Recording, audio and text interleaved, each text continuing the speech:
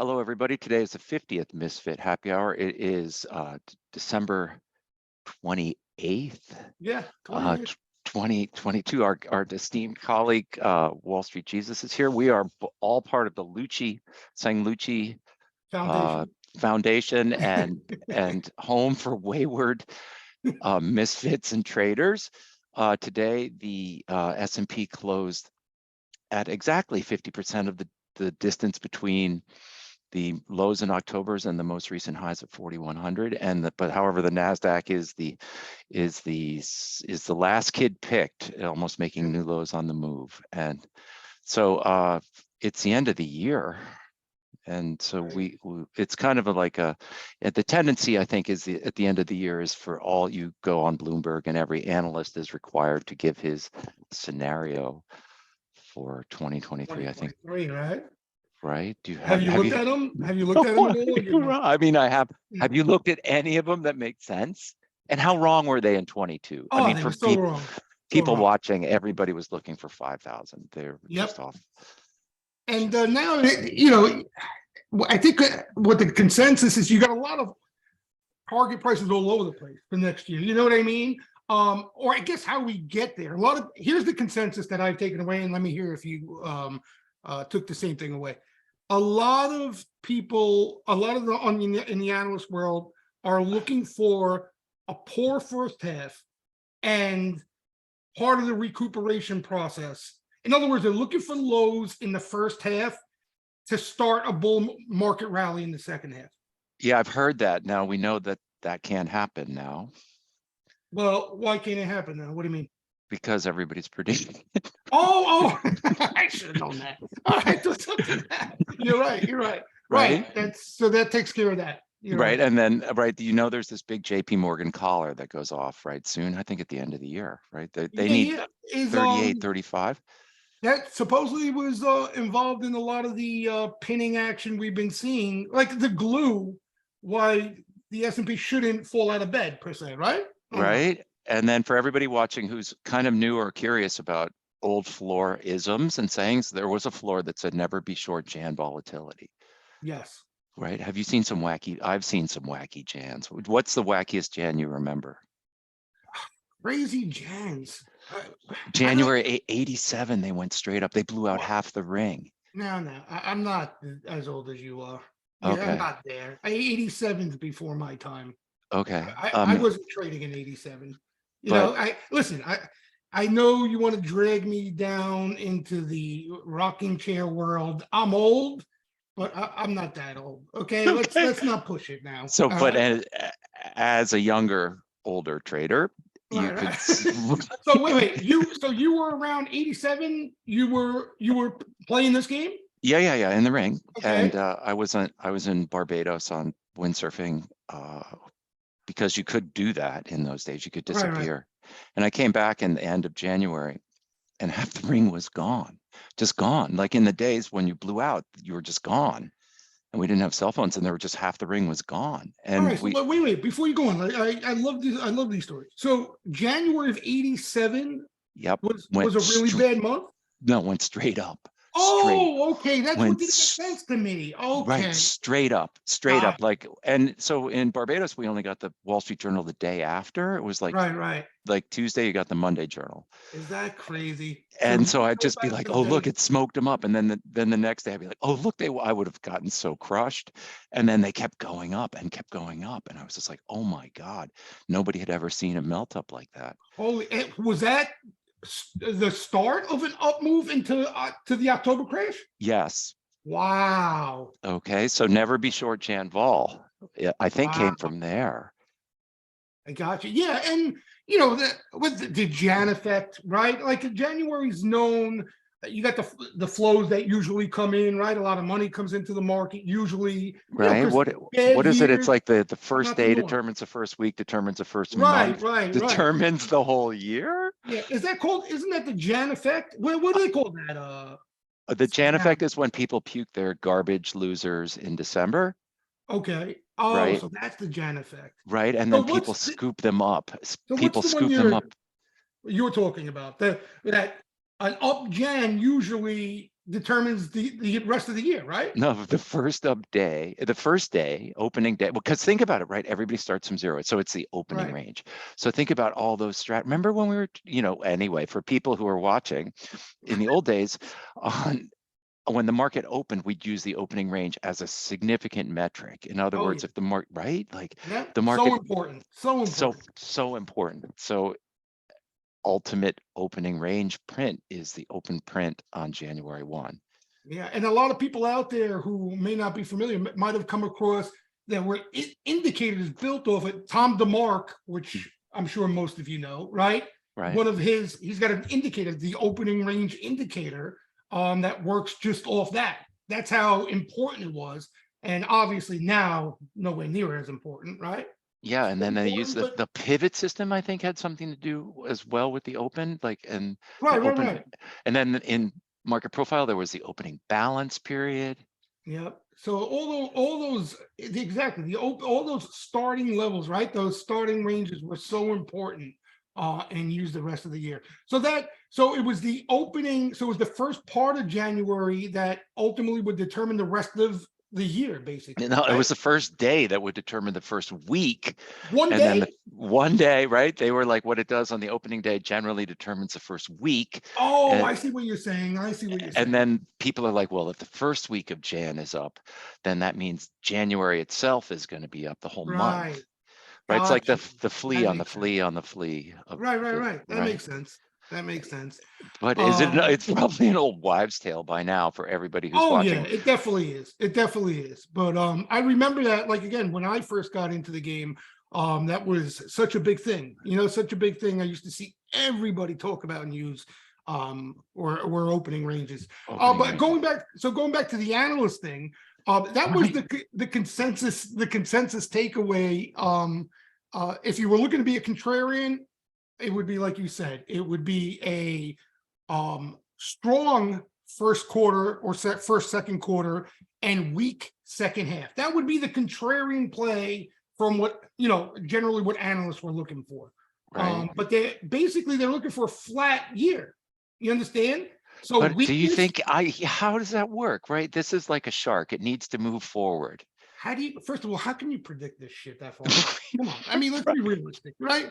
You know what I mean? Like, I don't know, 5 minutes, I see some momentum to the downside. I don't know if it's going to last the next minute. I'm going to go predict the next year in this mess, Right. Or what right? about even the Fed trying to predict stuff, right? Their track record's pretty I think bad. that's the funniest thing.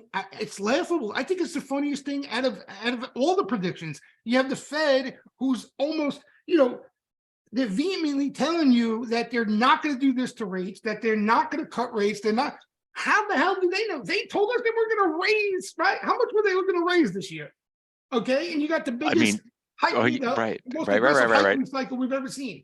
Oh, So predictions go out the window completely when okay, you're in this type of debacle. so I have an expression that I used to use around my booth on the floor Okay, because people would always come over and talk about what they thought, and I would just say, look, it's a prediction-free zone here. exactly. Like it makes no sense. One thing we can be sure of is Citadel will have another great year, Oh, they print money. right? They're just a money printing machine. And They're you know what? I was thinking about them the other day. Like, you have to be well connected to do what they do, and so, you know what I mean? Like, not the average guy can't get into what they do. Like, they don't lose, basically, right? no, they don't have like formerly known as the investment banks, Goldman and all those guys.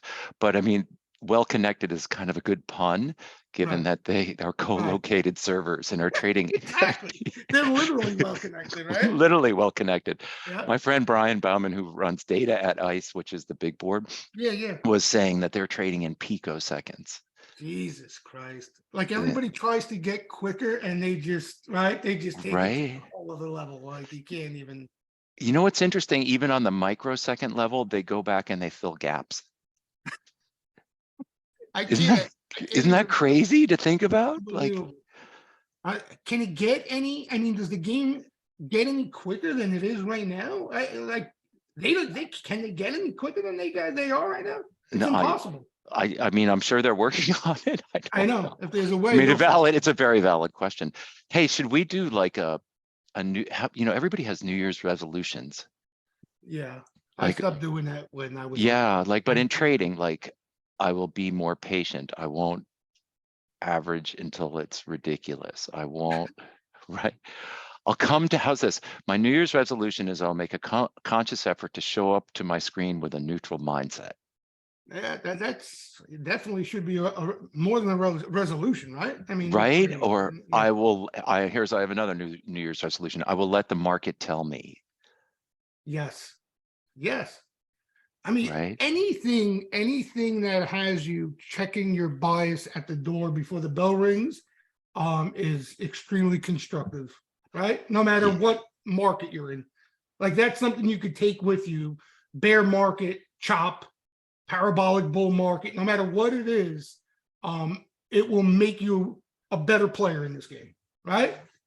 Like there's a lot of other things that people like to do and try to do in this game that in a different market environment and climate, it's going to be completely useless. You understand? Like when they're in the bear market, they want to fine tune and change their game suited to a bear market, but then here comes the bull market, and now you're screwed. You understand? Or here comes the range bound chop market, and then you're screwed. And that's got what it. happens a lot of times with these resolutions. Well, okay, so the bias element, right? Like we're saying, hey, just check your, excuse me, check your bias at the door. Yeah. I just, there's, and I used to say this all the time. You come to a crossroad in this game, right? Where you're going to have to look yourself in the mirror and say to yourself, listen, okay, there are a lot more intelligent people on the street than myself. You know what I mean? And, Amen. right. And you hear out of the top players in this game, especially in times like this, they can't figure this shit out. You know what I So, mean? so time out. So if there's Right. all these smart people, how do we survive? We survive because we can be flexible faster than they can. Exactly. That's the main edge that we have over anybody who's managing all sorts of money, right? That's it. Right. That's the only edge we have over these guys. Like you said, Citadel, you're never getting faster than any of these guys. You're never gonna be Right. quicker. You're never gonna beat them to the punch. You're not going to be bigger than JP Morgan No with the way. monster collar, right? Right. That's No just matter how, and the young guys who come into the business with the Lambo pictures and the Bitcoin Mhm. stash, they they don't like to hear that because they read those books and they have those motivational tapes that strive and be bigger than anyone in life. But like I said, there's going to be a point in time, the longer you play this game, where you're going to have to be realistic and admit this stuff to yourself. Try talking to a silver trader about the ability of a bank to hold back the price of something. Yeah, it's just it's you're never going to be able, especially on a consistent basis. You're never going to be able Right. to do that. So, like you're making the point about a bias and how important that is. The earlier in your career that you admit to yourself that you don't know more than the market, right? Like you're How saying, about, listen to the right? market. I woke up in the middle of the night, dead out of a dead sleep, and said, I don't know anything. It was the weirdest thing. But It was like that's the crossroads. right. Those are the crossroads I'm talking about. You know what I Yeah. mean? You never forget it when it happens to you if you're out there trading. Exactly. And You'll, when you become humble enough to, and you can admit that to yourself, and what you're going to realize, and again, a lot of people have heard me make this point over and over again. You listen to a Stanley Druckenmiller during an interview, okay, and you hear how humble he is, right? When somebody compliments a trade he made money on, or he is almost embarrassed by it. He's bashful about it. You know what I mean? I met He him on the floor. He was, anybody, if you ever get a chance to meet Stanley Druckenmiller, do not hesitate to go up and tell him hello. Very nice guy. the most, like, for that, his stature in this game, you're talking about the most humble human being on the face of the earth. And that's why he is who he is, because he knows he's going to be wrong, and when the market is telling him he's wrong and he has to admit that to himself, he knows how to react. You understand? Mhm. And that's all this market really is, in a sense, is listening to the market and admitting, when you're wrong, admitting You you're make wrong it, and moving on. you make it sound so simple, But honestly, it's simple, but it's the most difficult thing to do. To put it right? back. What do uh, I read it was a paper that someone wrote, or a book. I think it was called Simple But Not Easy. And it's talking about trading. Yeah, I mean, that's why if it was that easy, every schmuck on the face of the earth would be doing it. You know what I Okay, mean? how about one trading New Year's resolution for the crowd who's watching, who's looking for some wisdom? Trading resolution. And listen, I don't want to dodge the question, but here's where when you talk about trader, what type of trader? And just like, will you give up listening to newsletters? Um, will you stop trying to predict and will you react? Or will you stop trying to react and will you predict? How about this? Gracefully exiting a random situation. That's another good resolution for trading for this year. If the market goes random, gracefully exit and wait for itself to let the market tell you. Yeah, yeah. And on that note, being patient, and this market's going to put so many people to the test. The people who aren't patient won't be here There you when the go. tide turns, Right, there's your New Year's resolution Oh for yeah. people. I mean, listen, there are a lot of things you can write down, but like you said, to put action into it and put them into place is a whole other story. So I would probably recommend taking one or two and maybe sticking to, you know what I mean? Just have one or two things you need to do different and try to stick with it. You know what's cool too is that, I mean, I don't know if it's cool, but the idea is that when we make ourselves better traders, there's nobody who recognizes the fact that we became better. Or how's this? We stop making a mistake. That's a big one, right? We stop making a mistake. Explain that. Well, for example, like when the pit used to get super busy, I'd love to get in the middle of the fray and start trading. And then yeah. That's just being a degenerate. That's tough, right? Right. Yeah. Like being, you just want to be in the party. You want to be in the action. You want to be where it's where it's happening. Yep. That goes back. We've had so many conversations. You and I even had the conversation when we spoke earlier a few months back where we're, as just human beings, we're wired a certain way where we need to be a part of the action. We want to be a part of the action. And Right. saying that we're going to completely stay away from that, for some of us, it's almost impossible. So the ability to just maybe even size down, you understand, to the point where you're not going to get hurt participating in that action. Yeah, I wrote myself, don't be so quick to join the fray, post-it note. Yeah. And For put it some of right us, there. that's a tough thing to do. It's really hard. It's so hard because the especially if you temptation. enjoy the game, Right. right? If you enjoy the game, you almost want to be a part of it. I relate it to like betting the bull game, deep down inside in the stupidity of my mind, like I really do think, like, if I was really, really disciplined and I isolated certain games that I really liked in a contrarian way, I could probably finish profitable betting the bull games. Here's the problem, okay? All those games are not going to be on ESPN every night, the game I want to watch, right? So I can't bet that game and watch it because it's not one of those isolated games, right? So I got to stay away, watch the game with no action on it. When I want to watch, I want to have action to watch the game. You understand? So, skin in the game. I want skin in the game. So, right. That's what makes it so difficult. So I kind of reworded it, that commandment in a sense, and said to myself, if I can size down. So in other words, if I can, I call it a TV game. I want to have action on that game just to watch the game. Okay. I don't care how much I make, but I don't want the loss to sting. If I can keep that action that you want to join, that you're referring to, at a small scale, and then the games that I have some confidence in play my normal size, I might have a chance. But I'll tell you, in the market, believe it or not, that comes a lot easier for me. When it comes to gambling, I can't do it. I can't do it. Will you go home? Will you go home flat for New Year's Eve? Yeah, I've been, believe it or not, since even we last spoke, I have not had any overnight exposure at all. None. No way. I asked people in the room, none. I believe you. I'm just like, wow, that's discipline. I've solely, but here's the thing, and this goes to the conversation we just had, okay? Right. And this is part of my process in implementing what I just explained to you. To keep myself involved, entertained, and because I enjoy the game so much, right? But again, I'm trying to make money in the process. I intraday trade, I day trade. You understand? So I will take my losses. I will take my small gains, but I know as long as I stick to that, I will not get lumped up in this process when I know it's a losing proposition. You understand? So that's what I'm trying to tell you, where in the market, I guess with experience, I've been able to implement a process that keeps me away from diving into the pool when I shouldn't be diving into the pool. But with bowl games and gambling, it's a whole other story. I haven't put that into place. What's up with the Tess, Who? the Tesla? Well, listen, we got a lot to talk about. So the I first know, thing, right? Like the before we even Apple, talk the about Tess. that, okay.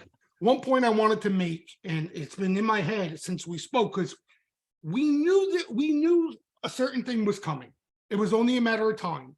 And if you recall, you and I had a lengthy conversation about how things may look like when that time comes. Okay.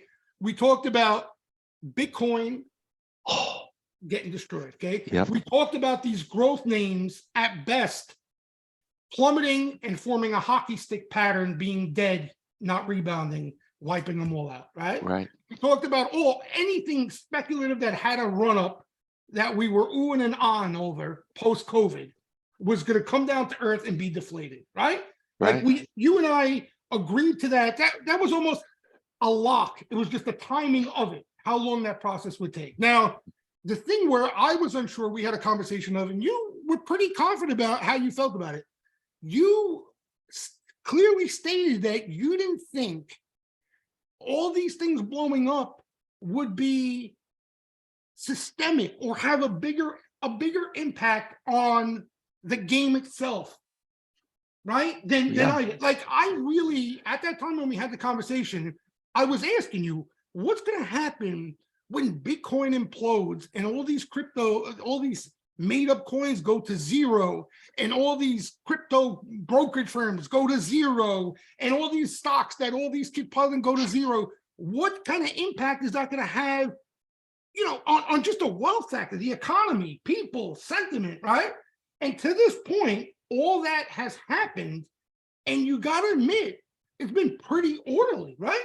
Yeah, it's not systematically important. It's amazing. And you mentioned, and this is where I kind of started to agree with you when you brought up this point from experience. Post 2000, we saw something extremely similar to where the internet names, they all went to zero. Things were blowing up all over the place. Yes, it was a bear market. Yes, I can't remember. I think there was some recession that came into the cards from it, right? But there was nothing, it wasn't 08. You know what I mean? It wasn't anything like that.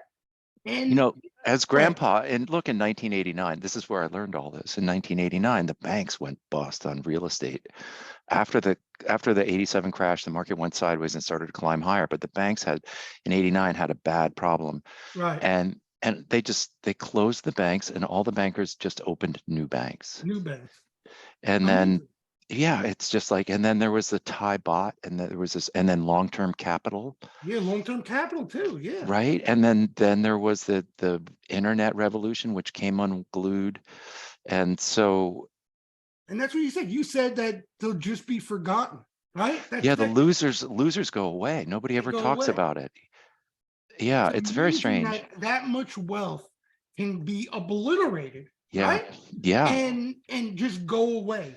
What amazes me even more is the fact that when there's a good idea, money just materializes. It's just like endless amounts. The stocks start to go up, they just find endless money to keep buying more stocks. Yeah. Well, when the Fed does what they do, that helps, right? Right. I mean, yeah. And so you hear you hear Powell talk. He's not my friend. When you hear Chairman Powell talk, he says, having the balance sheet is good. In other words, they're going to keep the money in the system. Right. Yeah. And so PEs are negotiable.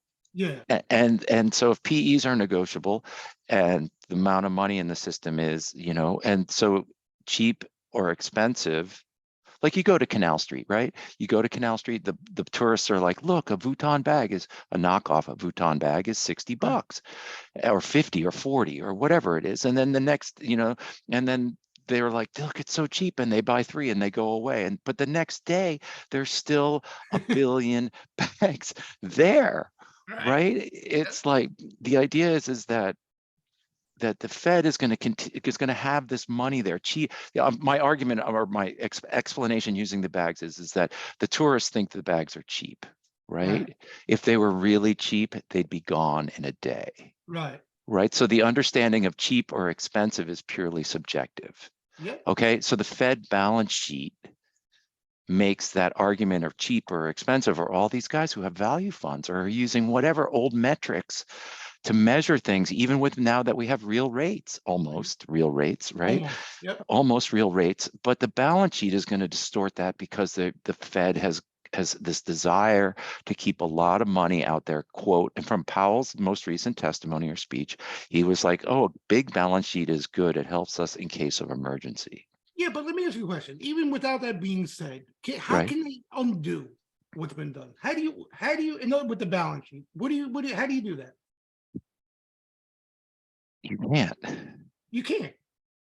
You can't. No. That's what people were screaming about when this whole process started with the Fed, with Bernanke coming out of 2008. That once you go down this road, you can't. You can't go back. No, you can't go back, and they're not. So they're not going to go back. Right? They're not. They're not. And that's why deep down inside, and it's not even a conspiracy theory. I think. Like, no, please, people, do not put tinfoil hats on Jay or me. What we're seeing now is, like you said earlier, it's just something that had to be done. The Fed had to do this. You can't have Bitcoin trillionaires.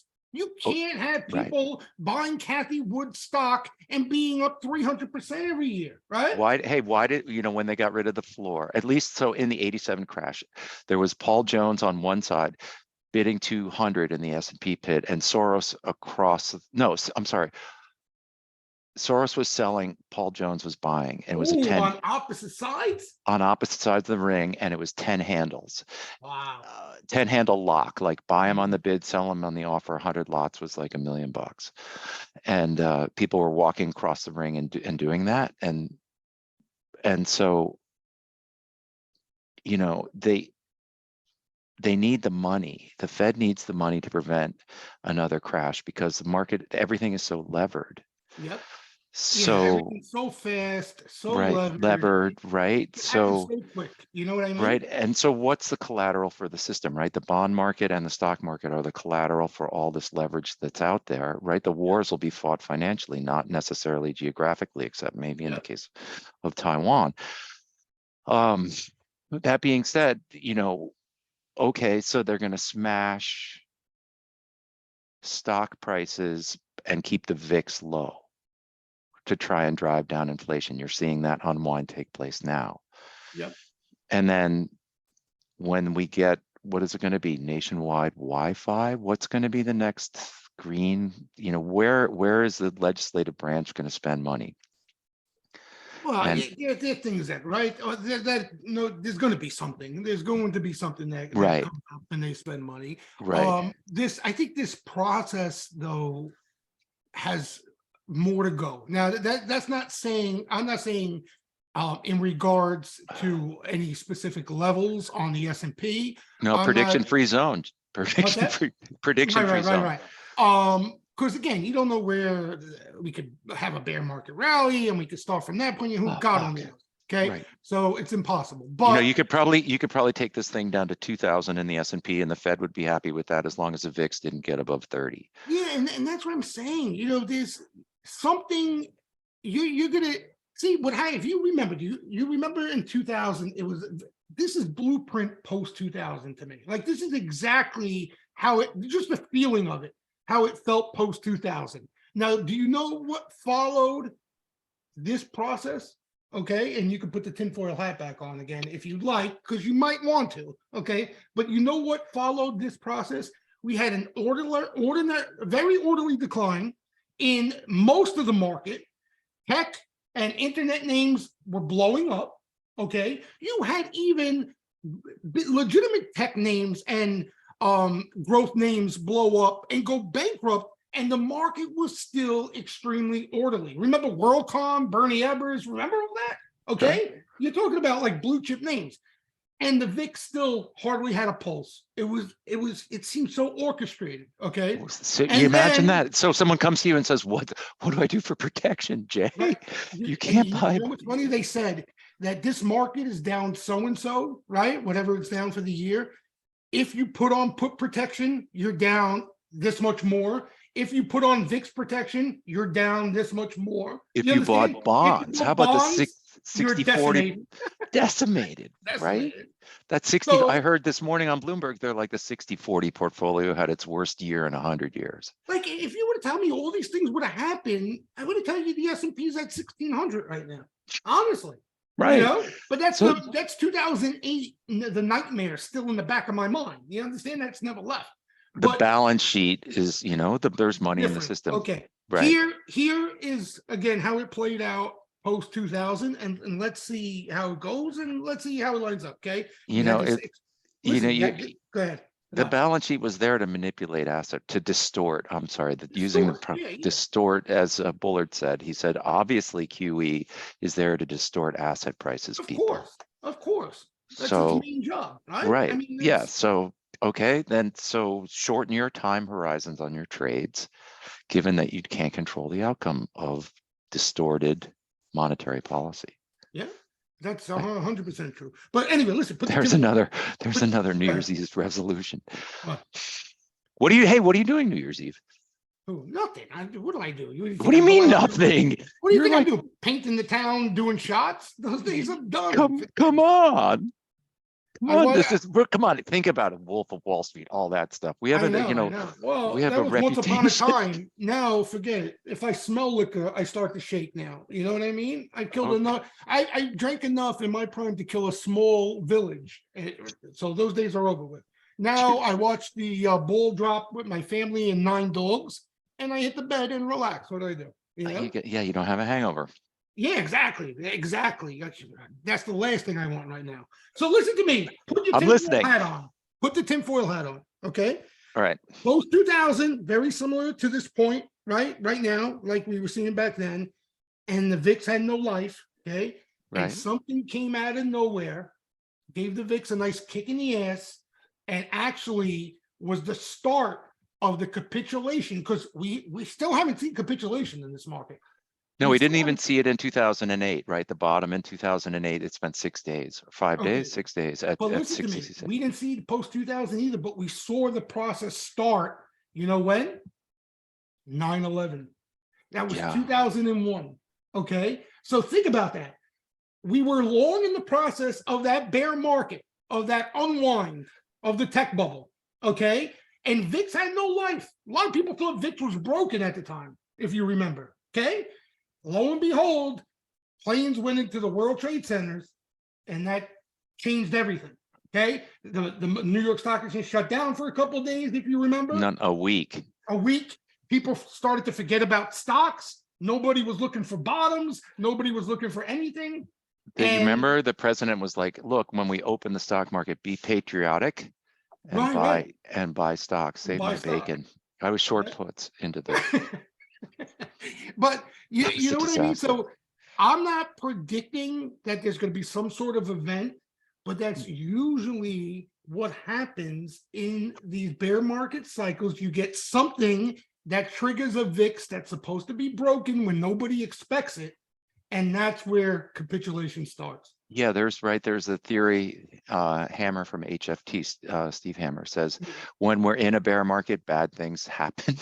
Yeah, and that's when it comes out of nowhere. Like, right? Isn't that strange? Like a conspiracy manner, right? Like, yeah, it's like it's almost things scripted happen in a sense, but it happens. You know what I mean? It happens. Or is and it just something unexpected? Or is the flip side, in a bull market, bad things just get brushed off? And that too. But it's bad things and good things. They both they happen in cycles. But you can't trade on this. This is like you can't trade on it. But my point being, okay, I'm still back on the point that we were talking about. I'm listening. When we were talking months ago, okay, right? And that is when we finally do see a bottom. And my definition of a bottom is not a low and the low you can trade off of for the rest of your life. It's the start of a new bull market, the process of a new bull market. Okay. Okay, well, let's look at the present situation. Okay. Pretty pessimistic. Not really. You don't think this is pretty pessimistic out there? They Okay. couldn't find they couldn't find a bid all day today. Just like you're right. You're right. They couldn't find a bid, but more because of a buyer strike and low volume than bears getting excited. Okay. the Bears But always go ahead. drop the ball, Jay. The Bears always drop the ball. You're right. They're the I'm not- least dependable team on the planet. Hold on. You keep talking. I'm just gonna dig up some stuff here. Just All so right. I mean, I'm this is prediction free zone. I'm like, okay, the sentiment is I'm not making predictions. I'm not making, okay. I mean, the sentiment is pretty bad right now. okay. And what's your sentiment of what's your definition of sentiment? People's feelings, people's what? The market price action. Price action. Price action's pretty bad. Price action's agree pretty with bad. I Right. agree with that. I'm glad. Okay. I'm glad we find common ground on the price action. The rest is negotiable. There are a couple things, right, that That's the I best laugh will I've had all day. Thank you. I'm gonna use as a rebuttal. Okay. And here's one thing that makes me nervous right now. For everybody watching, the current price in the S&P is 38.10, down 45 points today. Here's what's making me nervous right now. I'm going to take the screen from you. Hold on, I don't want to botch things up. Oh yeah, if it crashes, it's Jay's If it fault. crashes, it's all my fault again. You guys know better. Right, that's why we love you. What is and that's why everybody hates me. Hold on a second. Here we go. All right, where is the Zoom? God, I mean, so bad at this. You would think I never did this before. Hold on. So for everybody watching, the classic textbook has been a washout, right? We're looking for a washout. The most recent thinking from Stottlemyre and Steve Hawkins about market profile is that a bottoms, because now we have electronic readings of volumes at highs and lows, and they do a lot of research on that. And they're saying that it's not a cataclysmic washout. It's just that in the case of a down move, the sellers just dry up. Okay, and right, that's the definition of capitulation in the bottom that we're talking about, that you can make the argument that sellers are, for the most part, done. A lot of the selling has been done, right? The market could still trade lower, right? Because maybe there aren't enough buyers, but for the most part, the bulk of the selling is done. That's my interpretation of that capitulation bottom that people, talk about, but it's not like a lightning strike getting hit over the head, smash of volume. It is more like the party's over on the downside. Right. Okay, so here's one thing, right? Now, this is short term. This is more short term than anything else, but this is what's making me nervous now during the holidays, okay? This is hedge fund exposure, okay? Net as a whole, all right? Which one, blue or black? The blue here, okay? So the higher it is, this here, they're all in on the long side. Okay, when they're down here, they're aggressively short, right? Here's the zero line right here. Got it. Okay, so you can see into these lows here. Okay, you can make the argument that on the professional side, they were pretty bearish. They were pressing their short bets, okay, into these lows. The market loves to do this to them, right? Rallies on their ass, squeezes them, gets them to cover. They flip slightly long. Not in a big way, just slightly long, no more shorts. Right. So Wait, time out. Is there still a 3-day rule on settlements for it to show up on your statements? Like they have to show, end of year, they have to have you're talking about hedge funds. Yeah, on their end of year, Yeah. end of year statement, right? They have to show, like they have to act today to have that on their sheets for the first of the year as the end of the year. Right, and that's what sometimes a lot of the end of the year rally, the Santa rally, all that shit stems from, right? If I'm not mistaken. So, I mean, the idea would be they have to be as close to neutral as possible, given that everything's been destroyed. Exactly, and that's what they've done. But now, right now, I mean, again, if you look at this in the contrarian way that we usually look at things, here it was really hard to make the argument that the selling would intensify, because then hedge funds would be killing it, right? The market doesn't like to do that. Doesn't like to pay the crowd. Okay, so whatever reason that they've covered, and you stated a good one, they are not short anymore. Okay, so you're saying that you made the statement that sentiment's extremely negative right now. Price action, the price action. Okay, the price action. That's different when you state it that way. That's different. But I'm Right. showing you how the positioning out there is not as bearish as you may think. Right, I Okay. know. I'm like, Right. oh yeah, it looks like they've actually covered their shorts, and we're Right, on the right, right. low. Now That's bearish. here's the kicker though. Here's the kicker. That's Okay. bearish. If Yeah. if the shorts are out and we get a down move, it'll be a vacuum. Yeah, exactly, exactly. Now here I'm going to show this is the kicker, and this is the point I was making earlier the year when we spoke. And you're going to see this at the end when nobody cares, in my opinion. That's my one prediction for the night. Oh, Okay, look. you're going to see this happen when nobody cares. Hold on one second. I want to get the other chart. That's a cool. Hey, thank you for that, Jay. That's a really cool No chart. problem, no problem. Do you put those up in your room and stuff like Yeah, that? yeah. This is all we stare at in the room. This is constantly. But hold on, I want to show you one. You'll really appreciate it. Like going down the rabbit hole. You'll really appreciate this. Hold on, I had trouble. The Twitter search, I don't learn my lesson. I thought I was going to find it again because I just saw it earlier, and Twitter's been upside down lately. You've been having trouble with Twitter at all, or you couldn't even notice it? I use it for a news feed. I don't use it for mostly. And I appreciate everybody who follows me. Thank you very much. Yeah, but I used to post up those artificial intelligence maps, but how's this? These guys, they had these artificial intelligence maps based on Capflow, that software that is an organic data segmentation profiles, and it was going back 10,000 12-hour periods, and they had a personal disagreement and shut it down. And I was just like, you were tweeting, there was a those period maps. where you were tweeting often, and then you kind of like took a break for a while. Well, no, they stopped. They just got in a fight, and they're like, we're not producing the maps anymore. Oh, then that takes care of that. Unbelievable. I mean, it's like kindergarten in developer land. Yep, I found it. You found it. Thank you. Okay, For anybody who's watching, who's wondering where the maps went, they say that they're working on them, and there will be individually producing maps, not together as they were. All right, but they were so cool because I like them. Right, because you can measure the. Where were you getting those from? Where were they from? They lifted. How's this, right? I was speaking at a conference, and these guys that looked like right out of Back to the Future came to me and said, can we have the program that you're using? I'm like, oh yeah, sure. Here's, and I called Hawkins in Chicago. I was like, can you give these guys a free trial? And they totally lifted the program. It's patented. And then they put it into artificial intelligence, and they kind of did it on the down low. And then they came to me, and I was like, I called up Hawkins. I was like, oh, Steve, maybe maybe this helps your program in the future. And he was cool with it. And but wait, so you can't get them anymore at all, you're saying? No, they got in a big fight. One guy was in charge. One guy was in charge of the actual layouts and the distribution. He did it on Ninja. And then the other guy was just providing the information.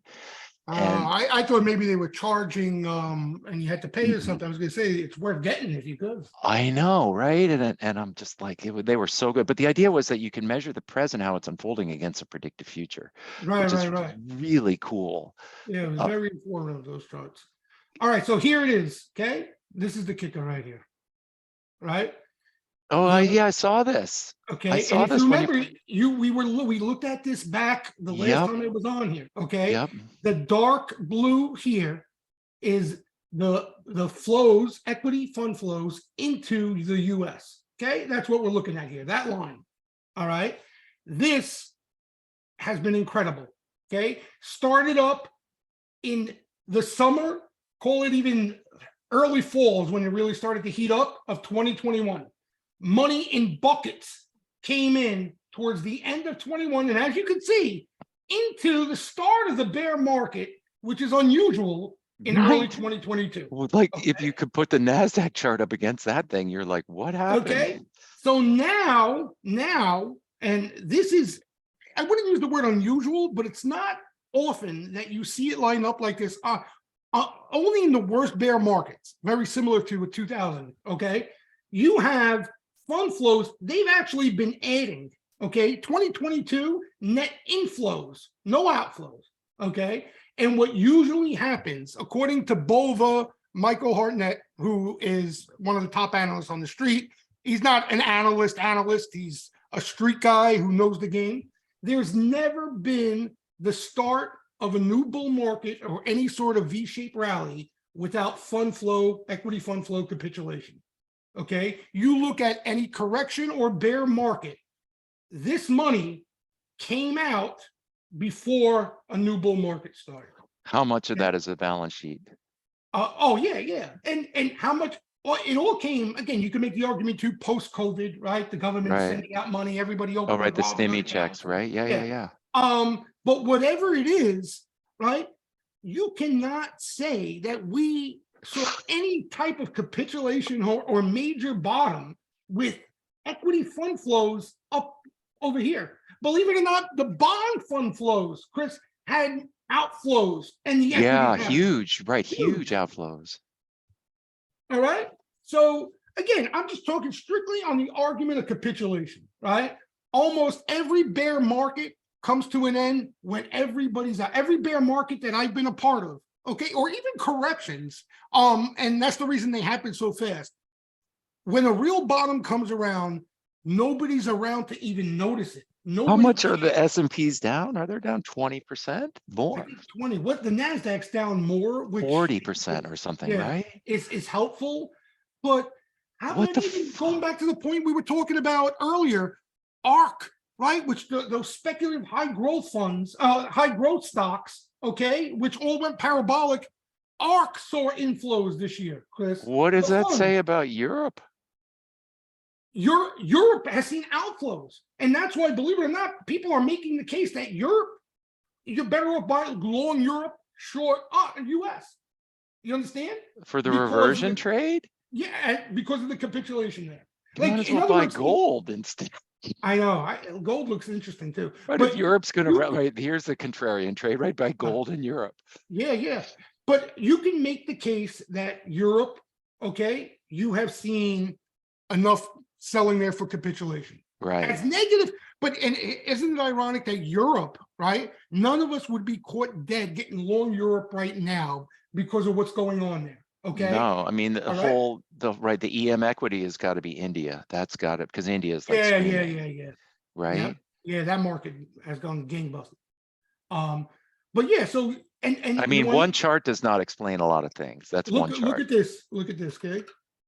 As bad, think about what went on. We went into the heart of winter. You were hearing stories, Germany, there was going to be no heat, Right? people were burning houses to keep warm, blah, blah, blah, blah, blah, right? And if everybody who's a skier takes a look at the price of natural gas, it got wasted today. So there Yeah. goes our winter. And yeah. How about a nice little rippity doodah right in your face? Right? That's the German DAX. You know what I mean? And they've outperformed the US significantly. You know, how's this, On the right? upside. Is the DAX not opposite correlated to Tesla? In other words, Tesla was going to put Germany out of business because there were no car Yeah, well, parts, that's what they say. More cyclical over there, right? Like right? cyclical, old value type stuff. Right? Like all of a sudden, electric cars needed no parts, and Germany's entire economy is making car parts, which then Yep. get put together into cars. So anyway, to put That's a cool bookmark chart. on Thank here, you. Yeah, I mean, my only forecast, and again, this is all a prediction, but just based on what I've seen in my experience. So if history is any fun example, flows don't matter. yeah, you will see that all this money come out, and nobody's is going to give two shits about the bottom when it finally shows up. You're not going to hear people asking, "Are we at a bottom? Are we at a bottom yet? Are we at a bottom?" You don't. People aren't even around to ask that question. Okay, when I got, you want to hear?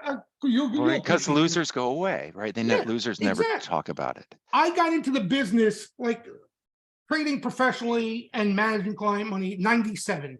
Okay, 1997. That's when I really full-fledged into this. Wait a minute, your first 2 years, the NASDAQ doubled year over year, and then Yeah. again. You know what's funny is from 97 to 99 into 2000. That must, Okay, right? I was wet behind the ears. I didn't have two nickels to rub together. But you were a gambler. Right. But the funny thing is, I'm watching everybody make all this money, get rich, and I'm just watching because I had no money to make any money. You understand? I didn't build a business yet, nothing. That's a slice of history that will never be repeated. Exactly. Now listen to this. The ending is even better. Okay. Everybody, when I got into the business in 97, everybody I met and was around in the business in 97 were gone by 9/11. Gone, out, blown up. Who was on margin? Their whole book blown up. Who rode WorldCom and AOL down to the ground? Who had a basket of internet names? But you name it, all gone by 9/11, 2001, all out of the business. You know, there's another New Year's resolution for the people who are watching. Don't blow out. That's the most important thing if you want, right? Right. If Yeah, you hang around this game, you have a shot. You have a shot if you can hang around this game. right. So Victor Sprandio, market Trader Vic, market wizards too, said, you know, they give out, there are days where they give out $1,000 bills. Just be there when they're giving them out. Right. But Right. it's so true, right? Especially like margin and leverage. That blows up. Everybody blows up off of that. Everybody, right? You see everybody. Yeah, and for people who are watching, they can change margin rates without any forewarning. Yeah, these days, I understand the degenerate instinct of why they utilize margin, but there really isn't any reason to do it. There's no reason. You're What better about- off buying calls, risking, at least you know what you risk. You understand? You can put whatever you want to lose into those calls. You need no discipline at all. You're better off doing that than obviously you're trying to utilize leverage because you're relying too much on your emotions and you're never going to get on time. Never. What about the explosion in 0-day to expiration call trading and options trading? I see it every day in front of me. I got a headache and I'm dizzy every day because of it. Right. I see them. Right. It's almost a great metric because the pros will lead in those things before they execute a program. You asked about Tesla, Chris, right? Yeah. On Oh the God. on the way up over here, I'll tell you exactly when. And people know who are on watching the Wow, look at that chart. Yeah. Every trade is story, Jay. Okay, here, this rip here, okay, the amount of call buying, okay, into that rip, the amount of call buying, especially like you're saying, weekly and a At couple zero, right? yeah, ridiculous. I never seen anything like it in my life. It was your jaw dropping, to say the least. Okay. And they were right. And they were right. Yeah, they were right. And it was almost like manipulation, Chris, because they were buying calls. The market makers were hedging those calls by buying the stock. Right. You understand? And you can do that. Yeah. And that whole gap, like, look, you're a market maker, right? They're loading up on Tesla calls. You're gonna hedge that risk, don't you? When stock's going like that. So how do you hedge it? You're gonna buy stock or buy calls, right? To hedge it. That feeds into itself. That was this. And now we're seeing the total opposite now, where there's nothing but put buying and it's feeding into itself as market makers hedge that put buying that's coming in. So for everybody watching, the definition of a true high, perfectly illustrated here, is that the market spends very little time at a high that is a good high or a true high because so many people want to sell it. Yep. So you can see these, what looks like tails, right on the top. All those little tails are the perfect definition of a good high, right? Yep. And look how it set it up, Chris, right? You had a form of it here. And then, you know, you had some consolidation with the Fed still doing their thing, printing, right? To lead to a new high. But the Fed shuts off the spigots, right? And every single little tail is below the prior tails. Right. Right. And even the lows, look at the lows of tails too, right? Yeah. Crazy, right. So Lords, long time ago, I was trying to explain this, and Lords goes, so then a double bottom, what's the story with a double bottom? And I was struggling to find a term for it. And she said, is that a collective ambivalence? I was like, yeah, that's a great term. A double bottom represents, or a triple bottom represents collective ambivalence. And the thing that we trade in, the currency of most value in trading, is certainty. So a collective ambivalence is worth nothing. Or you never want a second chance at anything. Right? Everybody out there you go. Second chances deserve half the size. It's like girl calls you, says, let's meet up. She ghosts you. Then you go back and she calls 3 days later and says, let's meet up again. You come up with these analogies. Right, that's a double bottom right there. Like, am I really gonna am I really gonna go to the bar again? Is she standing outside laughing at me? Like, You're right. You're right. right? Yeah. There you go. That's a collective ambivalence. That's a double bottom. So never want a second chance. I'm looking at this Tesla chart, Chris. You know what I see right away too? Like this is the this is the COVID low. You're I telling me don't see the time scale on the bottom that's slope. the COVID, that's the COVID lows right here. Yeah. Okay, Okay. I'll take your word. Look at this. It's with everything that's gone on, it's still not at where the stock was prior to COVID. I mean, wouldn't you say that's a good argument for shortening the duration of your trades? Jesus Christ. Like, try and pick that top. Like, there was no clean entry on that top. No, how that's when it's so difficult, looking to short these things Right? like that. You get destroyed. And Right? then look at the retracements, Yeah.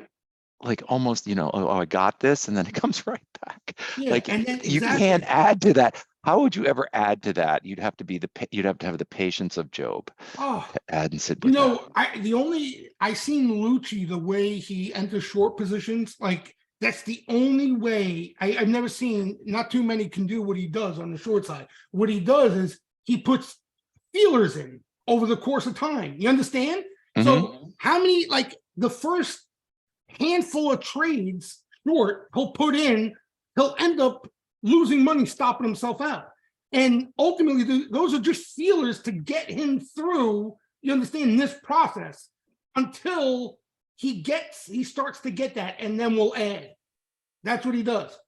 I mean, the But again, cleanest trade is actually selling it weaker, like yeah, you're gonna wait further down the chain here. But it's so difficult. Like, look, right? You start to see it come off. You start shorting here. Here's a rip in your face right back to highs. Yeah. Stop yourself out. Here. Oh, this is the big one. Here's What? And you're another going to rip lean down. against that double top? I don't think so.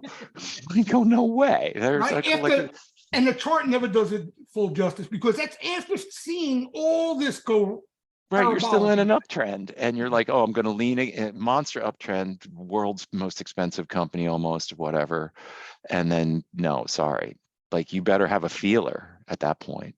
And even the fourth one here too, right? It's still, you could argue that the 1, 2, 3, fourth top is almost like right up there too.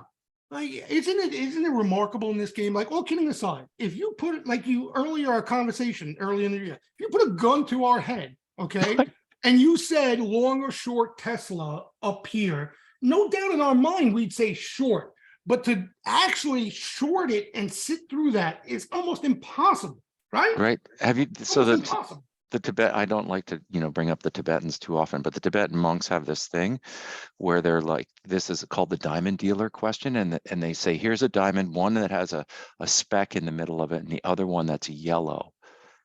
Right. And so both are imperfect. Which diamond do you want? And so the correct answer is neither. And the monks would say, when you're confronted with an either or question, always make sure that you recognize that neither is a potential answer there. There you go.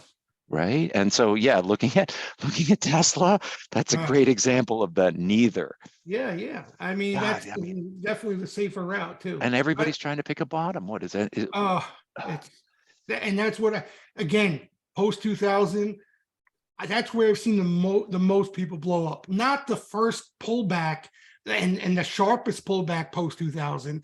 It was all the players trying to find a bottom in stocks that were down so much already. They can't go lower. How much lower can they go? And they just melted away because they kept melting and melting and melting away. What happens to crypto? Just it dies from lack of interest, or no, it sits at a lower price. That's what I think happens. I think it sits at a lower price for an extended period of time. Right. And then without even noticing it, it's going to melt away. That's what I think. So in a sense, it's right. Like people are going to be forced back to the metals, and the Fed has a lid on the metals anyway. Whoever destroyed crypto did a freaking good job. Yeah. And I think it's amazing that even where it sits right now, because like, again, if you told me everything that was going to happen with FTX and everything, I would have said This thing's at 5,000, 4,000 at the What least. about the kids, right? The kids were like, look, we get the Fed's going to print. This is our way out. Right. Like the kids, right? All the young generation was like crypto, infrastructure, chain, Yep. and now that's just been shredded. And Right. what happened, right? Like if you're a kid graduating from college, can't go to Facebook, can't go to Google, they're not hiring, they're laying off. Can't go to Goldman Sachs, they're laying off. Where do It they wiped go? out the whole generation is wiped out. Wiped I out that whole generation. Everything we saw in that whole, the bull market of crypto, everything wiped out. It's gonna be wiped out. I mean, you can learn to trade, but I mean, these everyone has an amazing, they're brilliant. The younger generation, brilliant. Uh, I see them. I think honestly, probably one of the smarter generations of our time with the shit they do and know. You know what I mean? Right? Yeah. Um, I guess what they're going to do is just build crypto from the ashes. It's not like venture capital is going anywhere. It's not like there's any deals being done. The iBanking at Goldman's done. The trading is and done. it's going to be done. You know how this goes, right? This is going to be done for a long time. This Right? doesn't. Facebook, how many they're laying off, like really? We're going to have a metaverse? I don't think so. No, tech is in shambles. Right? Especially because, right, they're saying like with the Fed being accommodative, that you could buy the growth story with, in high PEs with no earnings. But now with the opposite, right, with real rates and the Fed not being so accommodative, that's Unless something blows up sooner than later and you get QE, what are we up to? 4, 5? I mean, right? That's your hope, I guess. yeah, but No, that's, these kids are graduating come in May. I know, I know, I know, I And know. so, it's like weird. They've always been pushing engineering. The Yep. biotech world is crunched too, I believe. So yeah, no, my condolences to anybody who's in that. You can always try. Learn how to trade for sure, right, Jay? Don't you think learning to trade is a Yeah, good it's thing? worth giving a shot. You know what I mean? Giving a shot. It can't hurt, right? You don't Right. know. Well, think about it this way, right? Rates are probably going to be negative, and so if you have a 401k that your employer's matching and things like that. So if you can actually allocate that 401k with some degree of shall we say agility, the difference between a 5% return and a 10% return over the 25 years that you would be using And what it. you just said worries me even more. Like now you can, if you have the capital, you can put it in a lot of other different things to see a return. To say you're going to come in and start trading Well, what and about real estate? That's got to be so toast. It's so it overpriced, is, right? yeah, yeah, Mortgage rates, wages, right? The number one driver for real estate is wages. yeah. Well, you And see the housing numbers recently. I mean, they're yeah, they came 2008 like, today, right? They came today, right? yeah, they're 2008 like falling off a cliff, Right. falling off a cliff. So housing's dead too, and housing's the first thing that blows up when the Fed does what they do. What they're doing is housing. You know that every time, right? So Housing yeah, takes the brunt of it early on. yeah. But the Fed can't necessarily destroy the economy. So there's gonna be something. There's Yep. gotta be something, right? And it's like I don't think I honestly I don't think they can just sit here. I think there's too much money made through transactional velocity, Yeah, right? I don't think I'm like, listen, you got like people like Drunken Miller who think this is gonna be 10 years of nothing. You I know don't what I think that mean? can Kind of, happen. yeah, a lost decade type thing. But I think even if that's the case, like the point you're making, there's going to be the start of something out there under the hood that starts to materialize. You understand? Yeah. Certain sectors, certain parts of the economy that start to turn things around and get something going. It's going to Um, be, like in our trading world, you're going to have to be flexible if you're looking for a new yeah, career. but Chris, that's needed. No, I mean, even when you and I Right. got into the game, you can't just buy Tesla every day, trading and make money. You know what I Right. Do you mean? That's remember hearing about Bitcoin, right? It was less than a penny.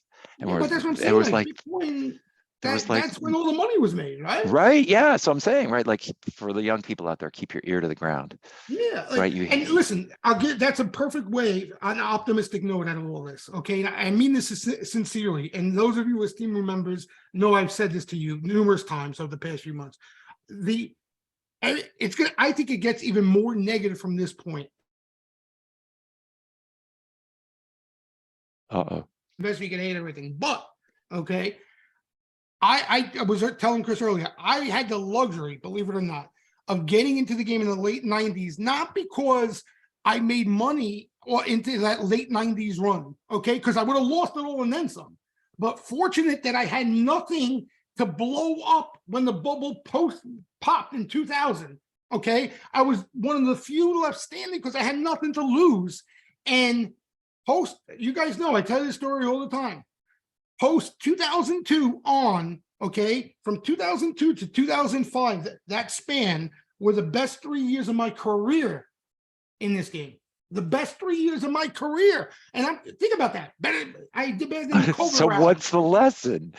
The lesson is that if, to your point of saying become a trader, if you can get into this game now while shit's blowing up around you, there's going to be something, like you're saying, that comes out of this and leads the new bull market. Yeah, for real, like experience comes at a cost, and it's not necessarily worth the cost. In other words, starting fresh and being curious is equally as valuable as being experienced. Well, here, and I think this is the point you were trying to make with Bitcoin, okay? Okay. If I was to tell you, okay, you have a choice.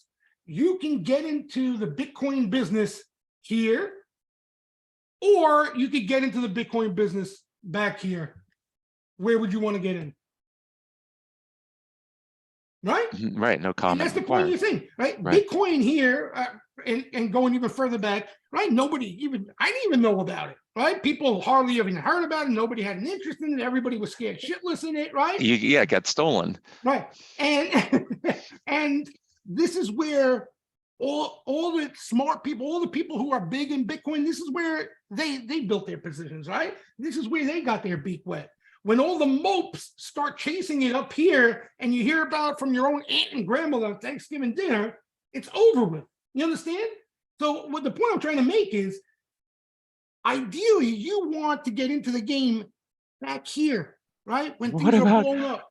What about all the people last Thanksgiving when Bitcoin was at the moon, told their parents and their grandparents that they had to buy Bitcoin, and then they had to face them this Christmas? Yeah, a lot of people are saying that's the worst holiday ever, right? You went from bragging about your Bitcoin investment, getting all pumped up, now you're scared to see your own family members, right? Yeah, I mean, imagine giving up your U.S. citizenship because you had all this Bitcoin, and then Chris, how much money is in this? I can't believe the amount of money that went into this Bitcoin. You know what I mean? I can't believe, like, again, our generation, like your generation, my generation. But it's happened. It's happened. It will continue to happen. Things, right? Yeah. And I think that's why I was about to say that I couldn't get myself to buy Bitcoin, no matter what. Everybody who knows me knows that already, right? I would never buy Bitcoin. It would have went to 200,000. I couldn't buy it because I've been through this, like Chris is saying, and I've seen how this ends. You know what I mean? And when you go through it and you've seen, right, whether it's tulips or internet stocks or Bitcoin, it doesn't matter, right? Or when Tesla. you see the cycle play out, you look back and you say, well, how do people get wrapped up into it and lose all their money? But no one pats you on the back for missing the losers. Yeah. I mean, and they're more important than the winners, right? Yeah, it's right. Be very careful. What did Peter say? I was like, be very careful about the trades that you get into. And Peter said, be very careful about the way you're thinking before you get into the trades. I was like, woo, right? I always say that if you can't see the flaw in the other side of the trade, it's logic. If I'm a seller, I can't see the flaw in the buyer's logic, then I can't make the trade. Right. Well, that's your risk, right? You got to understand your risk. Right. Yeah. Do you ever ask yourself that question? That's a great question. Sorry, I missed it all this time. Sorry for everybody watching. I forgot to ask Jay this. Do you ever ask yourself, what am I missing before you hit the mouse? And it may come across as corny, okay? And this is solely from experience, but the first thing that I see, the first thing that comes to my mind is my risk. You understand? What happens if this doesn't pan out the way I think it's going to pan out? What's it going to cost me? What's it going to look like? I see that. The worst. So you're like the worst case. You're the degenerate gambler's worst case. Yes.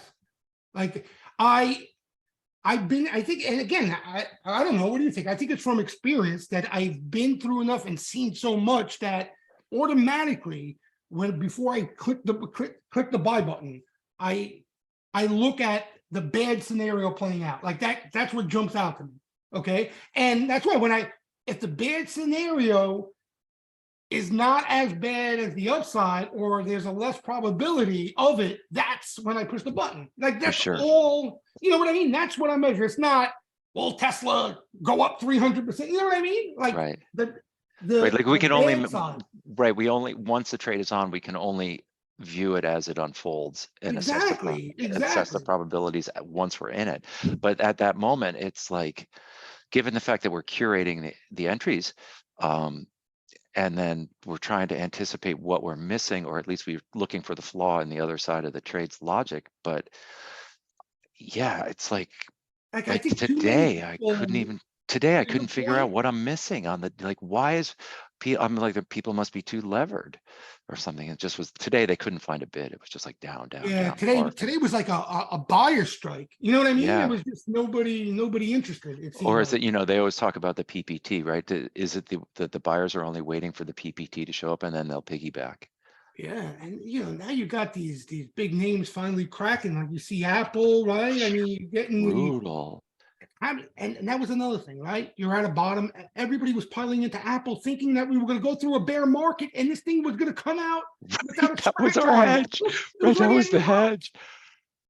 Right, they were going into Apple as a hedge. Are you kidding me? Like, come on, is it serious? It's a service economy stock. Can you imagine they were going into Apple as a defensive play? All right, like there was a guy on CNBC, and it was a guy managing money. It was no kid or anything like that. And literally, that's exactly what he said. I think the market goes lower. What are you buying? I'm just buying Apple. Like, wait a second. You just pounded the point home of why you think this market goes a lot lower, and you're telling me to go buy Apple? Have you lost your mind? Like, what? Do you understand the logic there? Like, what they think it is? So for everybody watching, we don't know what to do, but we're starting with what not to do. Oh yeah, you got to know what not to do in this mess. Right? No, Start with, right. If you don't know who you are, start with who you're not. that's the easy question, I think, in this. Right? Yeah. What not to do. Right. You know what I mean? Definitely do not do that. Yeah. So now now you're seeing this, and this is why I think it's gonna end up translating into what we were looking at earlier, the fund flows. I think this is all part of that, where we're going to see some money start to come out of those fund flows. Now the big guys losing their bid. Okay, so everybody make their New Year's resolutions. Also, do not be short Jan Vol is a saying from the floor that was before my time. Yep. And when is that because yeah, that's where when's that Jan expires, the VIX expiry? When anybody know the date there? That's like before the third Friday. So it's right. So usually the Wednesday before the third Friday. I'm guessing. Wednesday. Yeah. Right. I know it's a Wednesday, maybe the week before, something like that. But Jan Vol is crazy. You have any plans? Are you going to go anywhere? Are you going to go south or anything like that? No. Wait, are you serious right now? Do you see what's going on? You hop on a plane now, you never get back home ever again. Did you see this? Listen, I think that's almost even more obvious than not buying Tesla or Apple right now is don't go on a plane during the holidays. Right. And then I saw the Italians were saying that 50% of the people came from China. Now that they've lifted that, 50% of the passengers tested positive. I didn't realize that. I heard that. I didn't even realize it was that big of that many Chinese people there. What are they? They all moving there, in other words? I don't know. Or vacation there? But okay. So now we're going to trade. I mean, January is a great time to trade. Yeah, January. And hopefully, if this keeps up going into the early new year, I think this can set up ultimately some sort of bear market rally. That's what I'm hoping for. So this, you know what I mean? This right here. I would suggest, right. I think I'm not going to call direction, but I would suggest that sideways is not a good bet. Like I'm hoping this eventually, you get some hedge fund shorting, you get that whole crowd playing the short side again, and you get some sort of bear market rally. But again, like you say, easier said than done, right? I mean, you can only draw it up that easy. Never that easy. Really, really difficult. Why are you going away? Are you going away? I'm gonna, I'll try and get some skiing in. If I disappear, people, I'll be skiing. Where do you go? Where do you go? Snow moves around, Jay. So you just kind of gotta, Oh, so you go, all right. well, it's just like you dance with the girl who brought you, kind of. And snow is one of these things. I actually ski. I used to try to go skiing, more to get away, go skiing here and there, but then I had back issues and it was Yeah, it's more. just no, it's a stupid sport. It's really stupid. It's enjoyable, Oh I mean, yeah, but I mean, you're cold. yeah, yeah. It's usually it's icy. There's rocks. Now there's huge lines because of the passes. Oh, that And I can't wait online to ski. Come on now. You right can't. no, they lowered the price of the passes. So if you lower the price of the pass, you get more people, and that's the problem. And now they're charging for parking, Yeah, things of yeah, that yeah. nature. Yeah, For I used to everybody, go to hang out more than anything else. right? For everybody who's watching, make sure that you try and not get too upset because it's going to be wacky here the next couple of days. Right, Yep. Jay? Yeah, and I just even into next year, I think, you know what I Yeah. mean? Try to block out the noise, hang around, You do be, whatever you can to hang around long enough. yeah, That should be, how about that as a resolution? right, That's a decent resolution. Nice right, and easy, right? right, Simple. Hang right. around. Hang around. Smaller size in the Yep. nuttiness of the first week of January, please. Don't look to get rich. And at the same time, you're not going to hit yourself over the head and knock yourself out of the game. Right? Right? Yeah, you want to be able to say, "Hi, honey, how was your day? I did Yeah, fine." exactly. Hang I did. around, play, entertainment purposes. If you come out green, even better. Because Um, right, there's big money that needs to go to work because of the beginning. It's the starting line for all this huge money, and there's yep. not a lot of liquidity in the No. system. So you have to expect to be yelling at the screen at the size of the moves.